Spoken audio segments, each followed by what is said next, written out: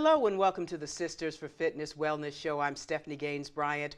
Our guest today is Dr. Marc Brassard, and he is an orthopedic surgeon at the Anne Arundel Medical Center. Welcome. Thank you for joining us. Thank you for having me today.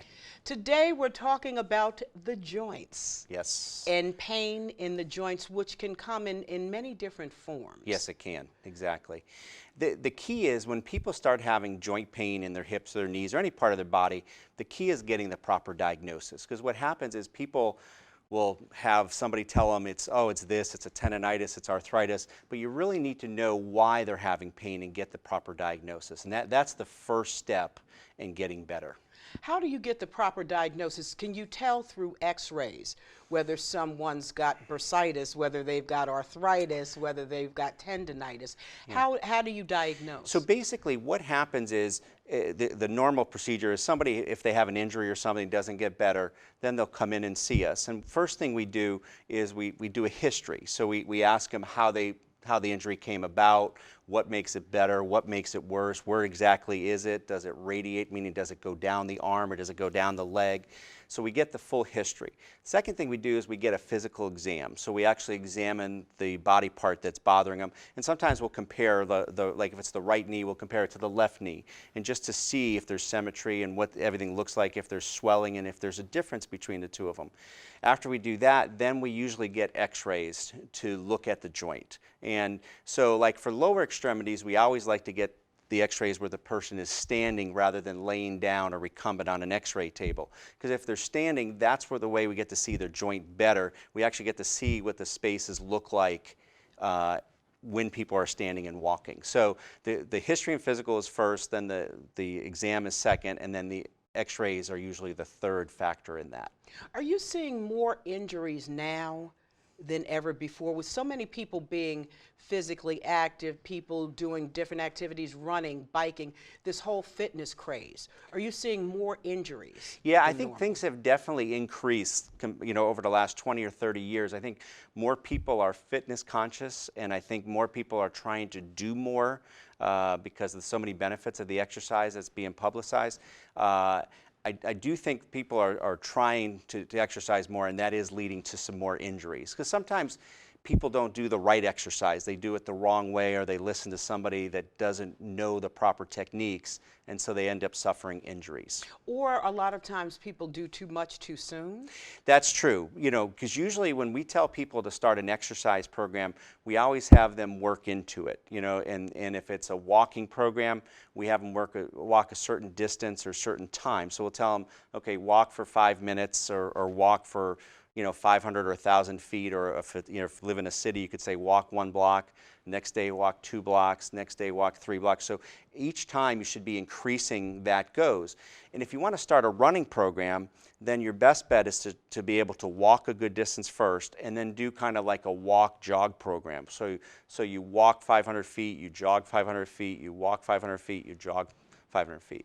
And the other key to that too is if people start a walking or jogging program, they really need to get the right footwear, because a lot of people will wear inappropriate shoes that aren't going to support them.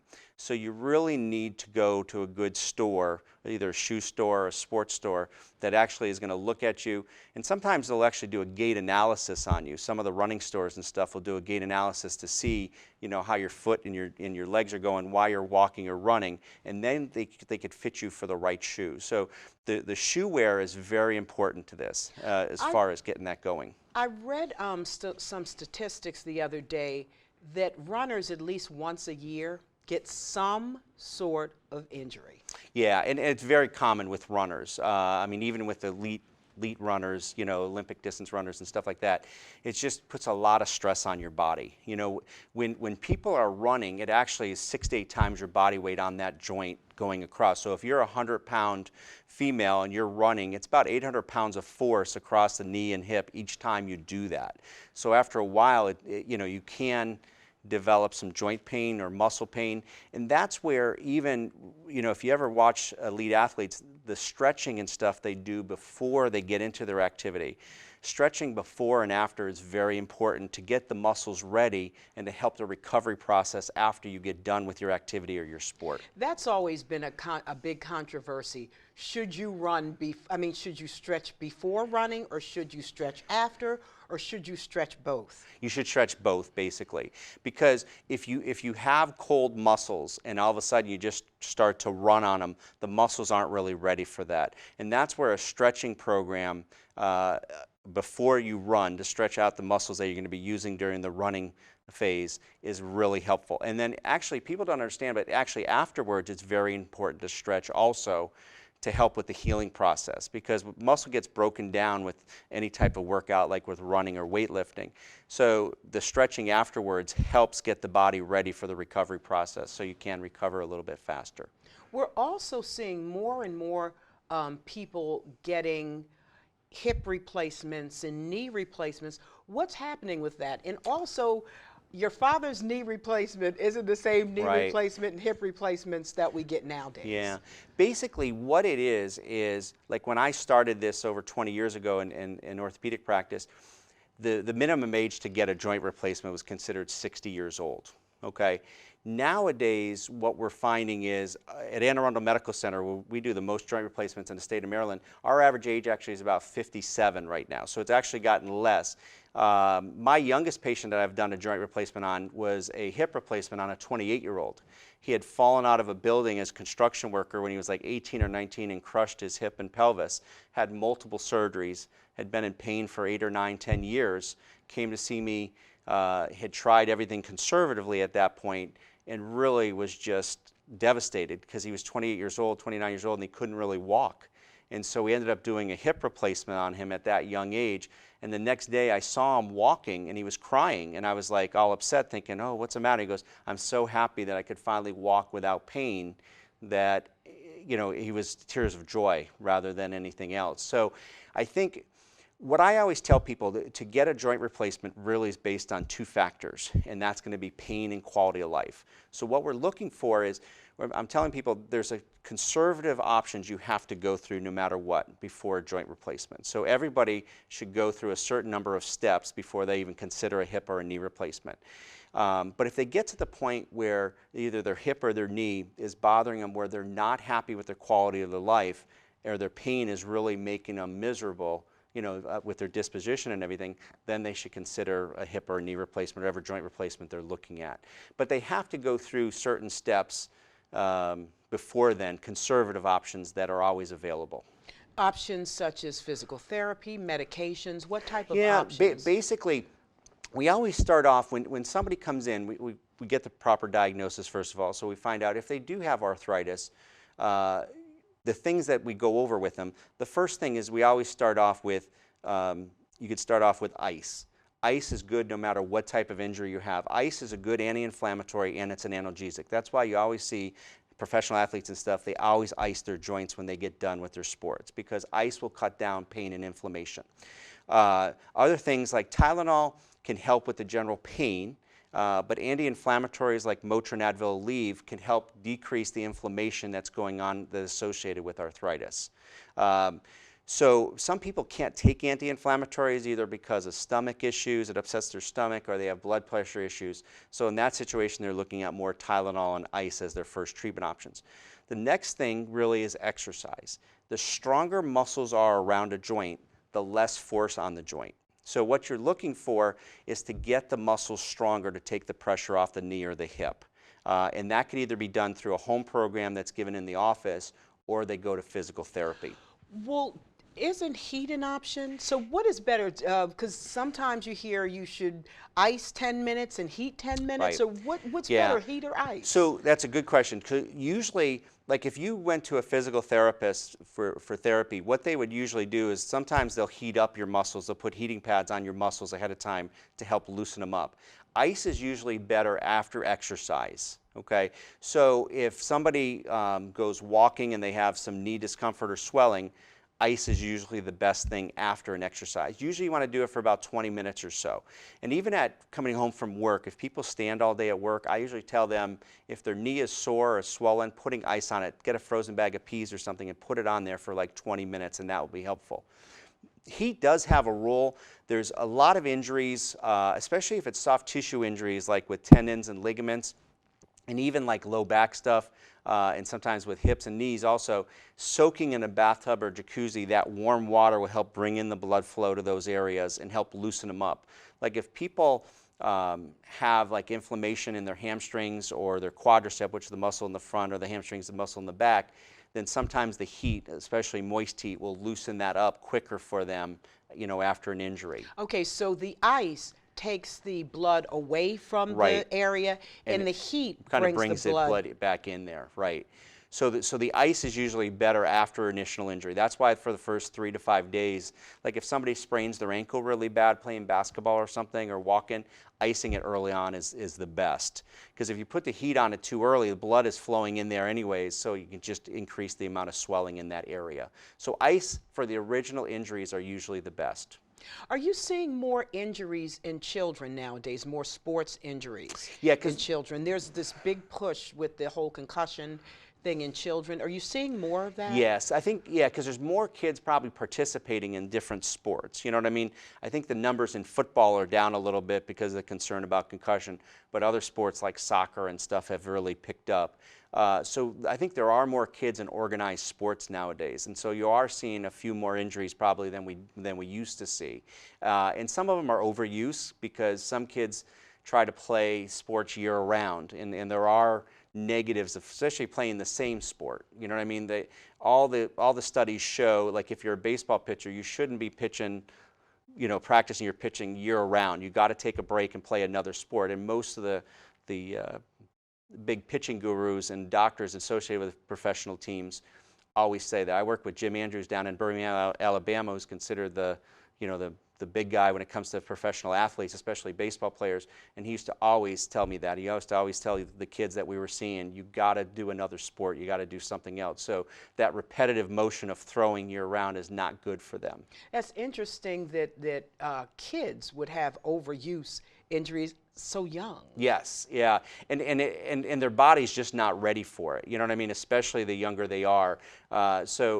Even either with running or throwing injuries, that type of stuff, their bodies really need a break. And that's why nowadays you're seeing a lot of the baseball leagues going to pitch limits or inning limits for the young kids because, either the kids or the parents or the coaches are over pitching them or letting them throw too much. And now they're stopping them to make sure that they don't do that. So that's your best advice to parents, is to make sure they spread it out, that the kid, I have 2 boys who are wrestlers, and I think they've injured every, every part of your body you could possibly injure. Yes. See, one plays football and wrestles, the other did karate and wrestling. Yeah, see, and wrestling is one of those sports that's very demanding, and so, we do see a lot of wrestling injuries. But also a lot of the wrestlers kind of hold it in. Like, you know what I mean? Like, I take care of a football team at one of the local high schools and stuff, and you could tell the ones that are wrestlers, because if they get injured, they don't come to the trainer or come and see me as readily, because the old, trying to hold it in and be tough type thing. So wrestlers are a different breed. I mean, they're very, very tough kids. Don't be a tough guy. Yeah. Getting treatment and getting something diagnosed early sometimes is very helpful. You mentioned earlier that joint injuries, a lot of times there's a connection between joint injuries or joint pain and arthritis. And we're going to, after this show, part 2 of this, we will talk specifically about arthritis. But tell us a little bit more about that connection, if you can briefly. With injuries and stuff? Yes. So basically, when somebody plays a sport or does an activity, especially like people in their 30s, 40s, or 50s, if they have knee pain, the first thing somebody will tell them or they'll think is that they have arthritis.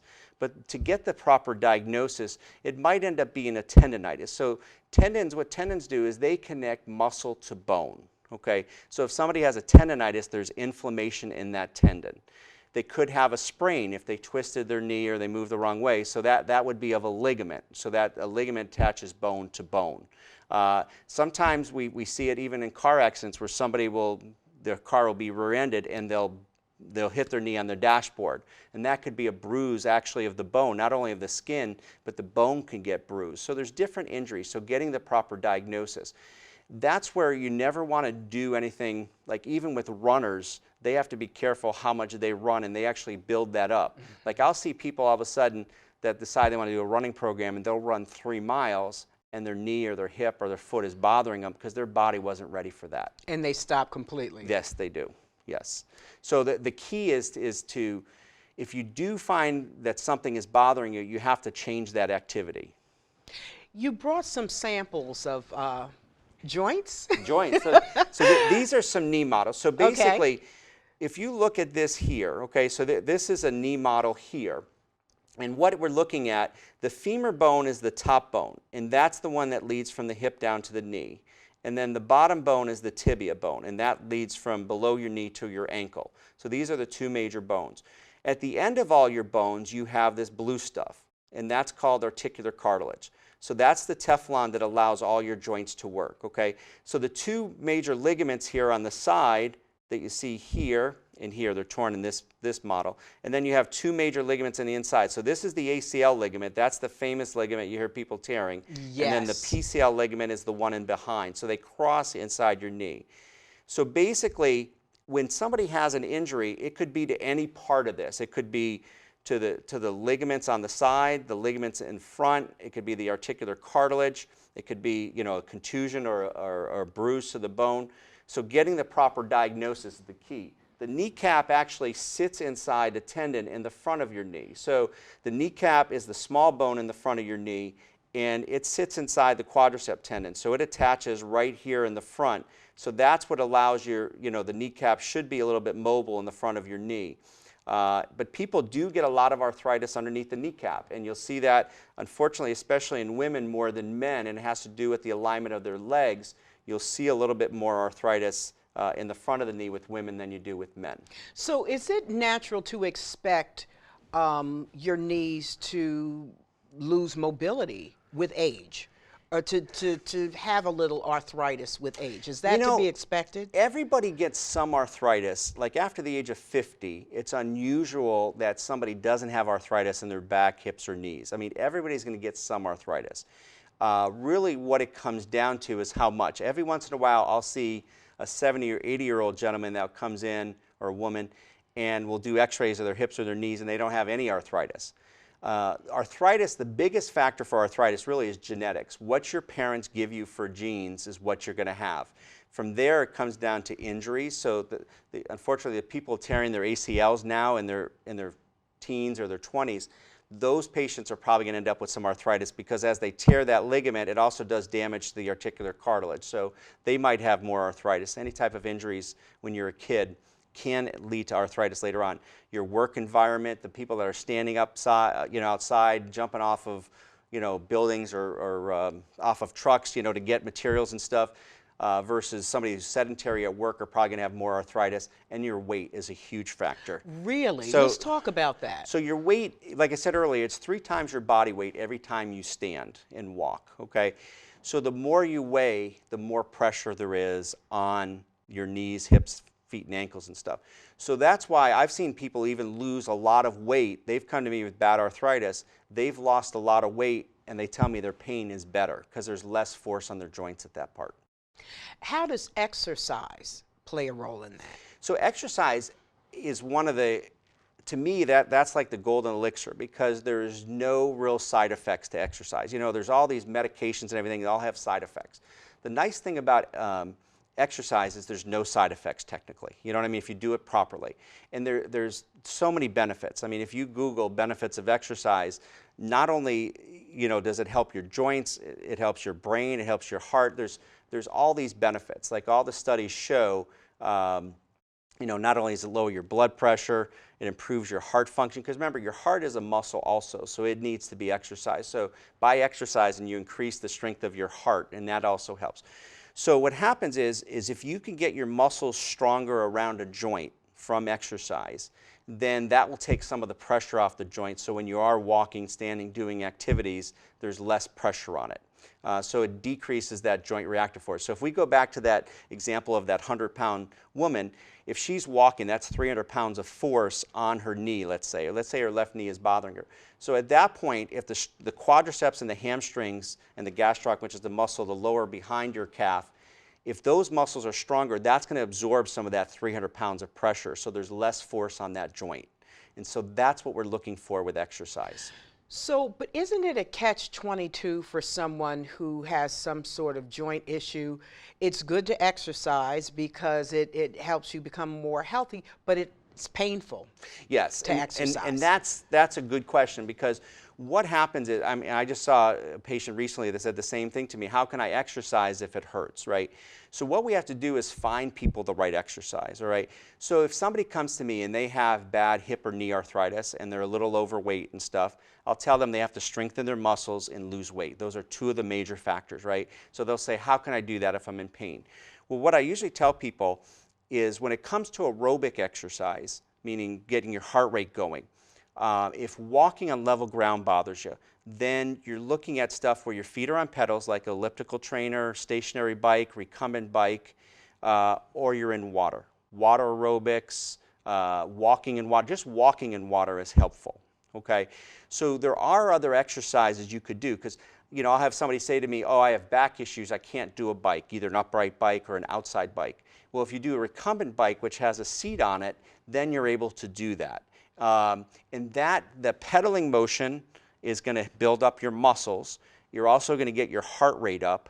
And the third thing is you're going to burn calories. So there's three huge benefits of doing that exercise. So all three of them are going to benefit you in the long run. If you get to the point where you do need a hip replacement, is that it? Or sometime in the future, you were talking about a gentleman who was 20-something who got the replacement. 20 years from now, will he have to get another? Yeah, possible. So what happens is, right now, when we do a hip or a knee replacement, right now they look like they're going to last like 15 to 20 years, probably a little bit longer, okay? I mean, some of the hip replacements that we're using now in the simulator studies look like they're going to last 30 years, okay? So I always tell people, if you're the right size as far as weight and stuff goes, and activity makes a big difference, remember?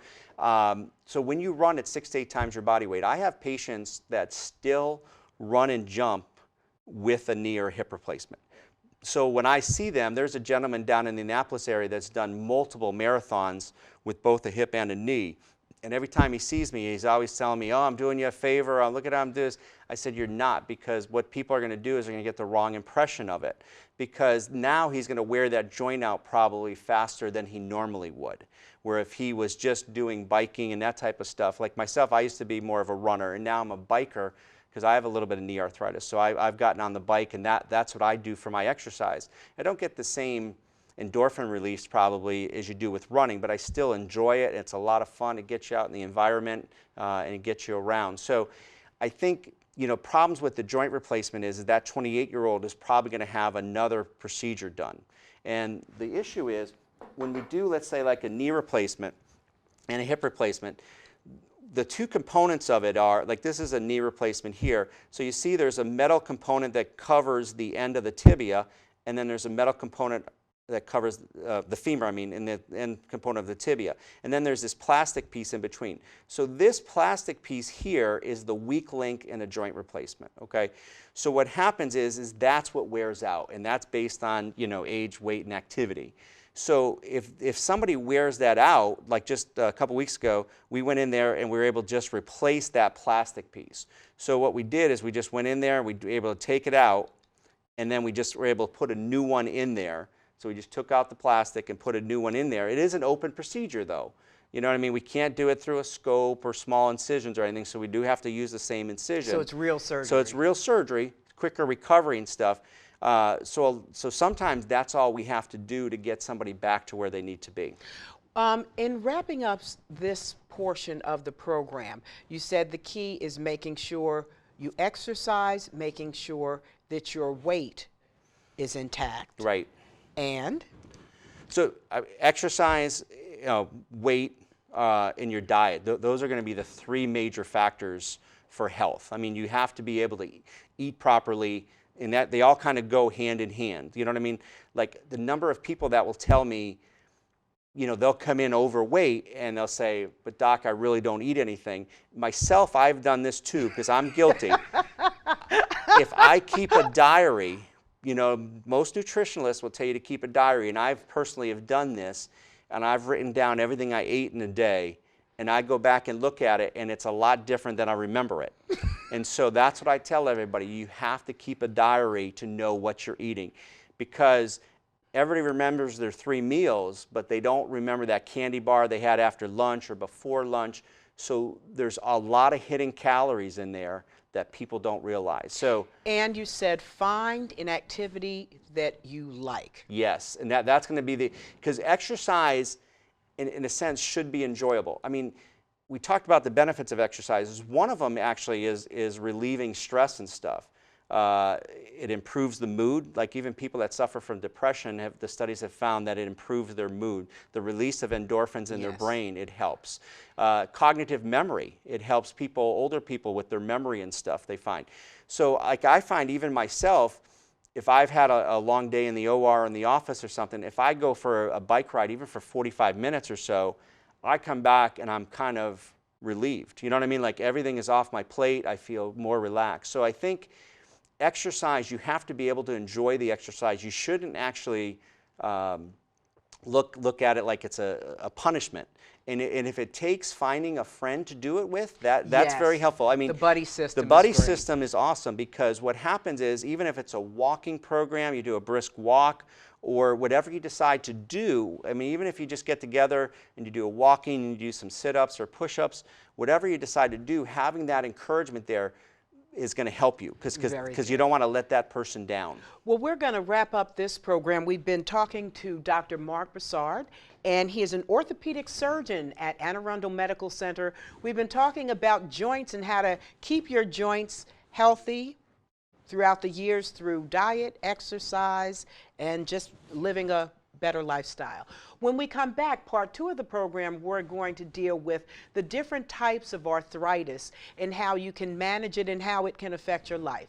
You've been watching the Sisters for Fitness Wellness Show. I'm Stephanie Gaines-Bryant. Have a great day. Thank you.